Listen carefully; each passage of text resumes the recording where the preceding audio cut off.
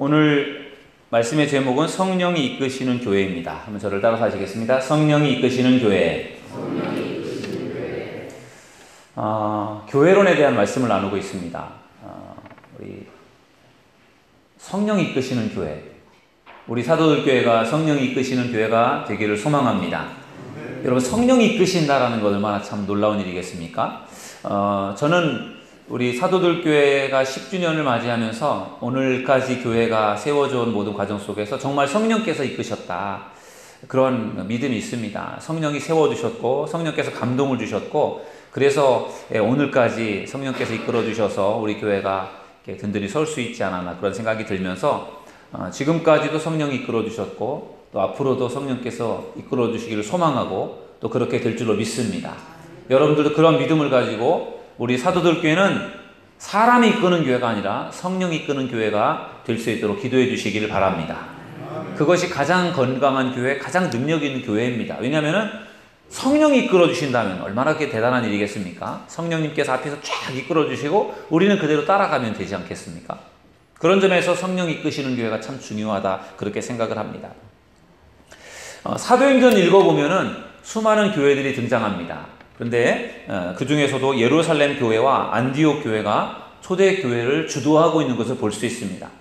예루살렘 교회는 12명의 제자들이 중심이 되어, 사도들이 중심이 되어 세운 교회이고, 유대인들에게 복음을 전하는 그러한 사명을 감당한 교회가 예루살렘 교회라고 한다면, 안디옥 교회는 이방인들에게 복음을 전하는 사명을 감당했던 교회가 안디옥 교회입니다. 초대교회가 부흥 성장하면서 스데반 집사가 첫 번째로 순교를 합니다. 핍박 속에서 스데반 집사님이 순교를 하면서부터 핍박이 아주 심하게 되었습니다. 그래서 유대인들 중에 예수님을 믿는 사람들, 기독교인들이 너무나도 핍박이 심해서 거기에서 신앙생활을 하기가 너무 어려우니까 그들이 핍박을 피해서 이제 이방 지역으로 흩어지게 되었습니다. 그래서 흩어진 곳에서 신앙생활하면서 그러면서 이제 교회가 세워지게 되었는데, 그 교회 중에 하나가 안디옥 교회라는 교회입니다. 그래서 이 안디옥 교회는 어떤 역할을 하느냐 하면은 이방인들에게 복음을 전하는 중요한 역할을 감당하는 교회가 안디옥 교회였습니다. 유대인들에게 복음을 증거하는 중요한 역할을 했던 초대교회가 예루살렘 교회라고 한다면, 이방인들에게 복음을 증거하는 그런 중요한 사명을 맡았던 교회는 바로 안디옥 교회입니다. 그래서 예루살렘 교회와 안디옥 교회, 두 개 교회가 굉장히 중요한 역할을 감당합니다. 특별히 오늘 저는 여러분들과 함께 안디옥 교회에 대한 말씀을 나누려고 합니다. 유대인들에게 복음을 전했던 그 예루살렘 교회도 중요한 사명을 감당했지만, 이방인들에게 복음을 전하는 이 안디옥 교회가 그들의 사명을 감당하는 것을 볼 때 정말 성령께서 이끌어 가시는 것을 볼 수가 있어요. 그래서 놀랍게 하나님이 그들을 사용하시는 것을 볼 때 정말 놀라지 않을 수 없습니다. 그래서 오늘 성령께서 이끌어 가셨던 안디옥 교회, 성령께서 세워주셨고 성령께서 이끌어 주셨던 안디옥 교회를 통해서 성령이 이끄시는 교회에는 어떤 특징이 있는지, 성령께서 이끌어 가시는 그런 교회들의 모습 속에 안디옥 교회를 통해서 성령이 이끄시는 교회의 특징, 모습들을 함께 나눠보려고 합니다. 첫 번째로 성령이 이끄시는 교회의 특징은 목회자와 성도가 같은 비전을 품는다는 것입니다. 여러분, 저를 한번 따라서 하시겠습니다. 목회자와 성도가 같은 비전을 품는다. 아멘. 여러분, 오늘 우리가 읽은 사도행전 13장 1절에서 3절의 말씀을 보면은 안디옥 교회의 이 교인들이 이방에 세워진 이방 교회의 중심지인데, 그들이 또 다른 교회를 섬기고 또 다른 교회를 세우고자 선교사를 파송을 하기로 결심을 합니다. 그래서 그 문제를 놓고 그들이 금식하며 기도를 하면서 그 선교사로 파송할 사람을 누구로 결정을 하는가 하면은 그들이 바나바와 사도 바울이라고 하는 가장 중요한 핵심 지도자를 선교사로 파송하는 것을 결정을 합니다. 그럴 때 목회자와 성도들이요, 그러한 어떤 선교사를 파송하는 것에 대한 동일한 비전을 가지고 그러한 일들을 이뤄나갈 때, 이것은 어떤 사람의 힘으로 하는 것이 아니라 정말 성령께서 감동을 주신 것이고, 성령이 하나 되게 하셔서 그러한 같은 비전을 품고 그러한 선교에 집중하는 그런 모습들을 발견할 수 있습니다. 여러분, 안디옥 교회의 최고의 지도자가 사도 바울과 바나바예요. 그들은 안디옥 교회에서 사역을 해야 되는 사람들입니다. 그런데 그들이 안디옥 교회를 떠나서 또 다른 교회에 가서 복음을 전하기 위해서 선교사로 파송을 받는다고 할 때 그게 안디옥 교회로서는 참으로 당황스러운 일 아니겠습니까? 제가 사도들 교회에서 목회를 하고 있는데 제가 어느 날 갑자기 제가 선교사로 나간다고 하면 그게 당황스러운 일 아니겠어요? 아닐까요? 좋을까요? 제가 선교사로 나가게 되면? 당황스럽겠죠. 아닌가요? 제가 전도사님들과 함께 다 같이 선교사로 나간다. 그래서 싹 빠져나가면 사도들 교회로서는 갑자기 어느 날 갑자기 담임 목사랑 교육자들이 다 없어진다고 하면 교회로서는 황당한 일이겠죠. 어쩌면 담임 목사가 목회를 하면서 좋은 어떤 부교육자들을 잘 훈련을 해서 그들 중에서 선교사로 파송한다면 그것은 뭐 다 이해할 수 있고 어느 교회든지 그렇게 할 수 있는 일이지만 안디옥 교회가 참 특이한 것은 사도 바울과 바나바라고 하는 가장 중요한 사역자들이 선교사로 나간다고 할 때 그것을 놓고 기도하고 그리고 성령님의 인도하심을 따라 거기에 순종하며 가는 그런 모습들을 보면 역시 안디옥 교회의 특별한 모습을 발견할 수 있습니다. 이런 모습들을 보면서 목회자와 성도가 같은 비전을 품고 있는 모습들을 발견할 수 있습니다.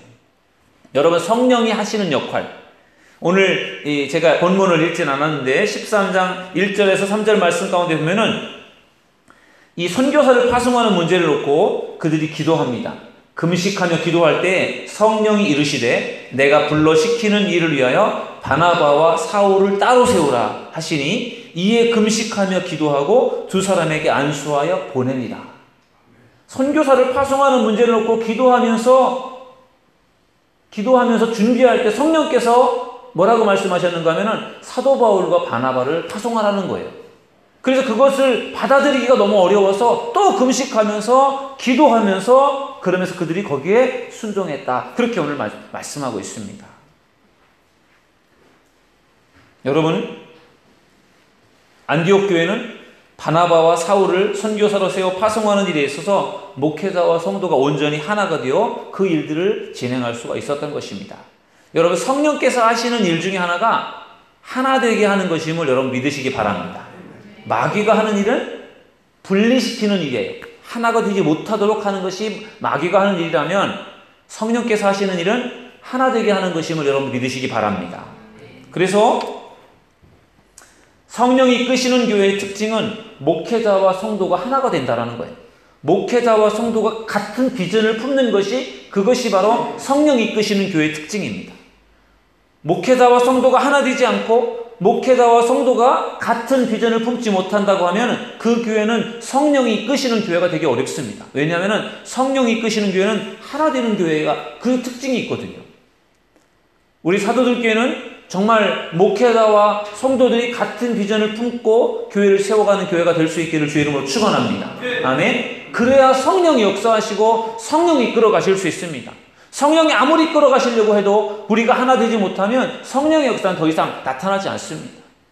그래서 우리가 어떠한 일을 할 때 하나 되지 못한다.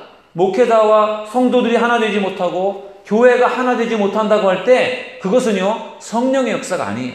이것은 뭔가 성령께서 기뻐하시는 일이 아니다라는 생각을 하고 우리가 더 기도해야 됩니다. 왜? 하나 되지 못한다라고 하는 것은 이거 뭔가 문제가 있는 것입니다. 그래서 기도하면서 정말 하나님이 뭘 원하시고 성령이 뭘 원하시는지 기도하면서 계속해서 기도하면서 우리가 준비하고 또 하나님 앞에 기도하면서 묻고 하면서 하나님이 정말 한 마음으로 묶어주시면 그것은 정말 성령이 기뻐하시고 원하시는 일이겠지만 아무리 기도하고 아무리 기다려도 하나가 되지 않는다면 그 성령이 원하시는 일이 아니에요. 그것은 사실 하지 말아야 돼요. 포기해야 되는 겁니다.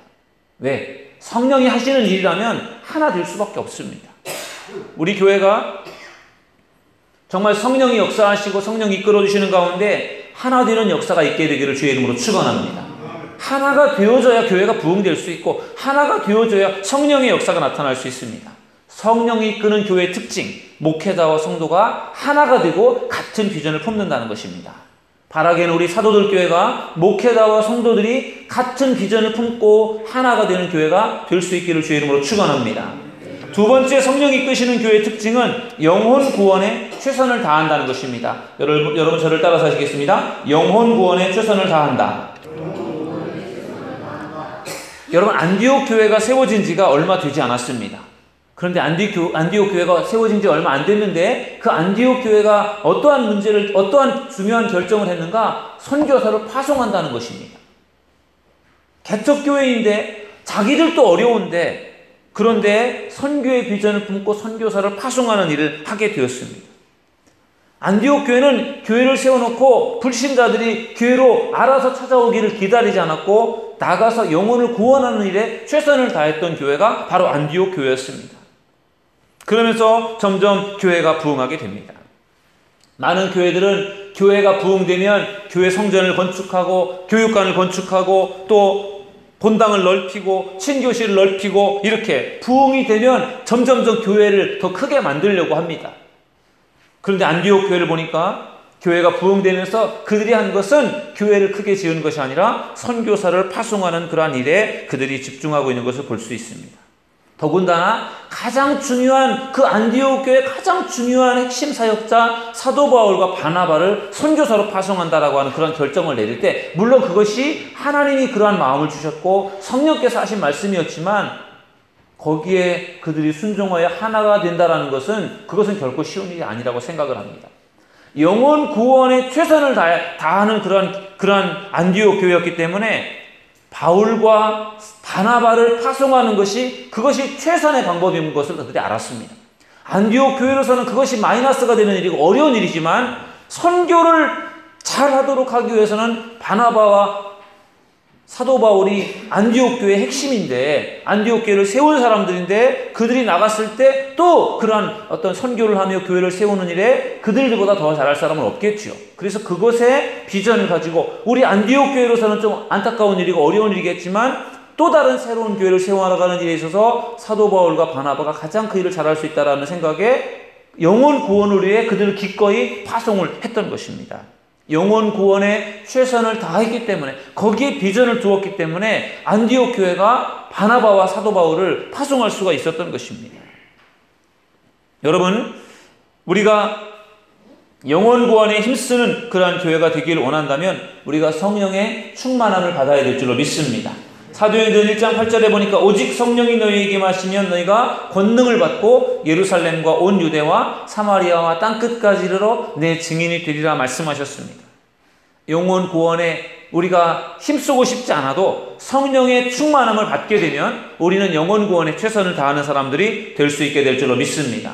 성령이 이끄시는 교회는 성령께서 역사하셔서 성령을 부어주시고 성령의 충만함을 있게 해서 그들이 나가서 영혼 구원에 힘쓰도록 그렇게 만들어주신다는 거죠. 그러니 성령을 충만하게 받게 되면 그들은 나가서 증인이 될 수밖에 없는 것이고 그들이 증인된 삶을 살면서 교회는 부흥될 수밖에 없다는 것입니다. 바라기는 우리 사도들 교회가 성령이 충만하고 성령이 강하게 임하여서 우리 모두가 나가서 복음의 증인이 되고 영혼 구원에 최선을 다하는 그런 교회가 될 수 있기를 주님의 이름으로 축원합니다. 세 번째, 성령이 이끄시는 교회의 특징은 변화된 사람들이 이끈다는 것입니다. 저를 따라서 하시겠습니다. 변화된 사람들이 이끈다. 여러분, 예루살렘 교회의 핵심은 예수님의 제자들이었습니다. 그러나 안디옥 교회의 핵심은 사도 바울이었습니다. 여러분, 사도 바울이 어떤 사람이었습니까? 사도 바울, 예수 믿는 사람들을 핍박하던 사람이었죠. 예수 믿는 사람들을 잡아서 감옥에 가두고 아주 채찍으로 치고 고문을 하고 죽이는 일을 하던 사람이 사도 바울이었습니다. 그런데 그가 어느 날 예수님을 만났습니다. 변화되었습니다. 그리고 그가 전도자가 됩니다. 예수님은 사도 바울을 변화시켜서 그를 위대한 그러한 전도자로 사용하셨습니다. 하나님이 성령이 일하시는, 성령이 이끄시는 그러한 교회의 특징은 그 변화된 사람들을 통해 하나님이 일하신다는 것입니다. 사도 바울을 통해서 이방 지역에 교회가 생겼습니다. 또 많은 교회들이 세워졌어요. 많은 영혼들이 구원함을 얻었습니다. 사도 바울 한 사람의 변화가 엄청난 그런 열매를 맺게 된 것입니다. 감리교회 창시자 존 웨슬리 목사님의 변화는 존 웨슬리 목사님 한 사람의 변화로 끝난 것이 아니라 그의 한 사람의 변화를 통해서 영국 교회가 변화됐습니다. 그리고 영국이 변화됐습니다. 그리고 오랫동안 웨슬리 목사님의 변화는 웨슬리 목사님을 통해서 세계 선교에 엄청난 영향을 주었습니다. 한 사람의 변화가 얼마나 중요한지 모릅니다.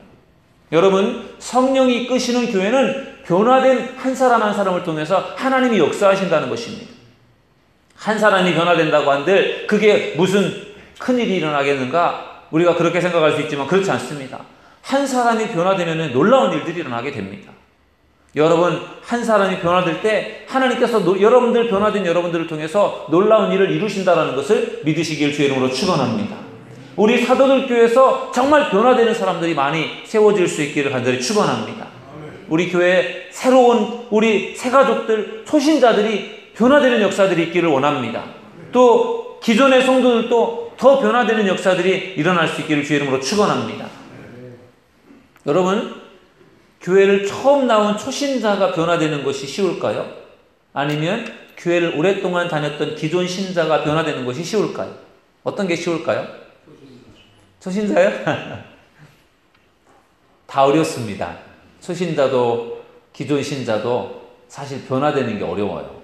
근데 제가 이렇게 지켜보니까요, 장로님이 말씀하신 것처럼 초신자는 변화되는 게 눈에 확 보여요. 술 좋아하시고 담배 좋아하셨던 분들이 교회를 다니면서 끊는 게 큰 변화잖아요.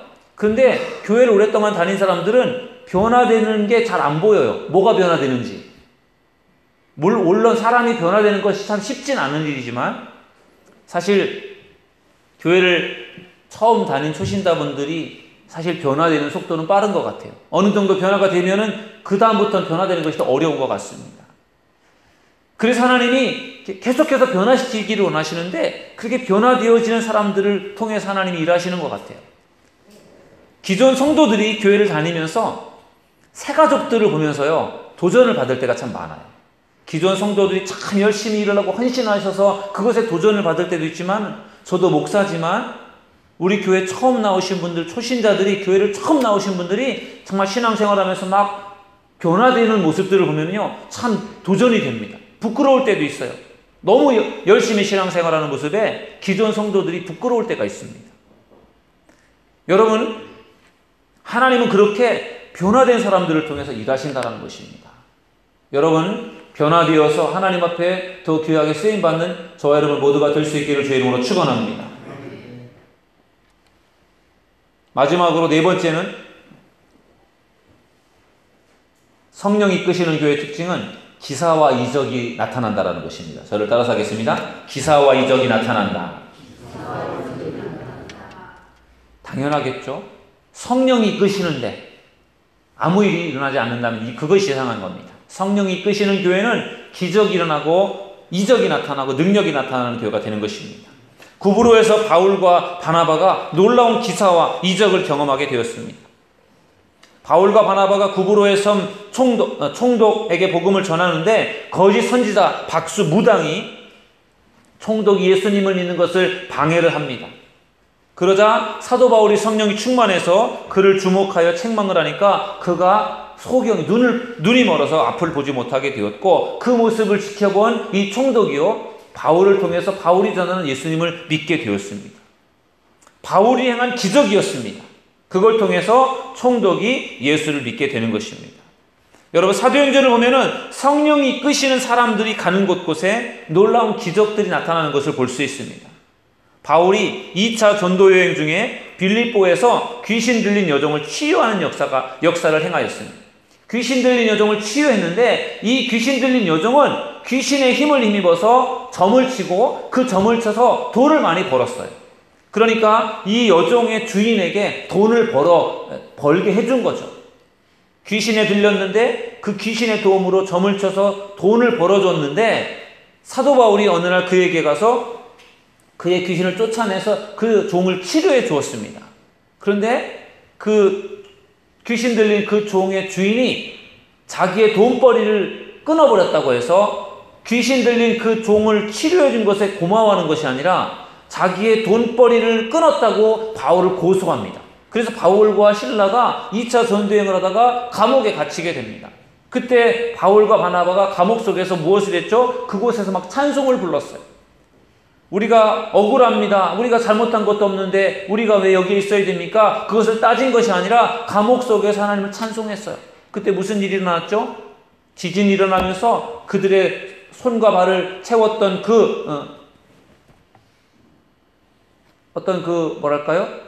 그를 묶어두었던 그러한 수갑 같은 것들이 다 풀어지게 되었고, 그러면서 옥문이 열리면서 바울과 실라가 옥 바깥으로 나가게 되었죠. 놀라운 기적이 일어난 거죠. 바울을 통해서 또 실라를 통해서 성령 받은 사람들을 통해서 성령 이끄시는 사람들을 통해서 하나님은 기사와 능력을 행하셨던 것입니다. 그리고 그 일을 통해서 나중에 간수가 예수를 믿게 되었고, 여러분, 성령이 이끄시는 사람들을 통해서 하나님께서 기사와 이적을 나타내신다는 것을 여러분 믿으시길 주의 이름으로 축원합니다. 그걸 통해서 하나님이 믿음을 갖게 하는 겁니다.